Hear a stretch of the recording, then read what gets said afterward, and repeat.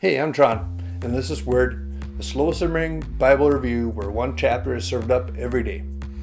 Here we are at Genesis chapter 27 with 46 verses. Isaac has grown older and almost blind, and senses the time is ripe to pass on his legacy and blessing to Esau. He loves wild game and sends his oldest son to get some and cook it up for him before he gives the blessing to him. Rebecca overhears his plans and connivingly comes up with a plan to put her favorite son Jacob up to receive Isaac's blessing instead. 2 young goats will be rounded up and made into Isaac's favorite stew, while fur pastured on Jacob will substitute for Esau's hairy demeanor, and she wants to dress him up in Esau's clothes to emulate his smell. If Jacob has doubts about the plan, his mom reassures him in verse 13. But his mother replied, "Then let the curse fall on me, my son. Just do what I tell you, go out and get the goats for me." While Isaac has his doubts about Jacob's identity, he is finally convinced about Jacob's performance and hands him the blessing in verses 28 and 29. "From the dew of heaven and the richness of earth, may God always give you abundant harvests of grain and bountiful new wine. May many nations become your servants, and may they bow down to you. May you be the master over your brothers, and may your mother's sons bow down to you. All who curse you will be cursed, and all who bless you will be blessed."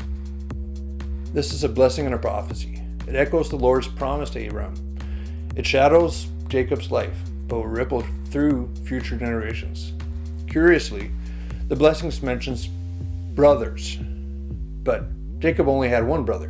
It is tempting to think there might have been other half-brothers through perhaps later wives or concubines of Isaac's, not mentioned in the biblical text, but the blessing also mentions Jacob's mother's sons, which puts that idea in doubt. So one of the two conclusions would have to be either it's symbolic, representing the other contemporary relatives or tribes, or Rebecca and Isaac actually had later children not relevant to the biblical narrative, similar to Adam and Eve's various children. I don't know, but I don't think that the text is a fluke. I believe it has meaning that is relevant to Jacob's and Esau's ears as well as to our own. The word says that those two are the sons of Isaac and Esau, but perhaps leaves the door open a crack to the possibility of more siblings. Either way, Esau comes back with his wild game and makes his dad the food he asked for and expects to be blessed for the effort. When Isaac explains the blessing is done and cannot be duplicated, rephrased, or transferred, Esau pleads with his father to give him something, anything. So in verses 39 to 40, Esau is left with this prophecy over his life. Finally, his father Isaac said to him, "You will live away from the richness of the earth and away from the dew of the heaven above.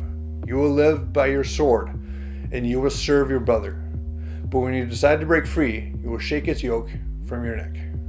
Esau is enraged. He wants to kill Jacob when he gets a chance after Isaac passes away. Rebecca gets a sniff of the plot and comes up with a plan to send Jacob out of harm's way to her brother Laban in Haran until things have calmed down. Then, out of seemingly nowhere, she turns to her husband and makes this statement in verse 46.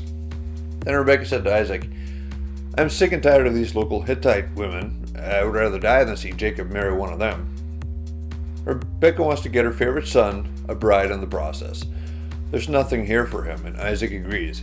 Rebecca will likely never see her son Jacob again, and the next time Isaac will meet his younger son, he will have a large family of his own and a brand new name. Now it's time for him to go, and Isaac blesses him on the travels.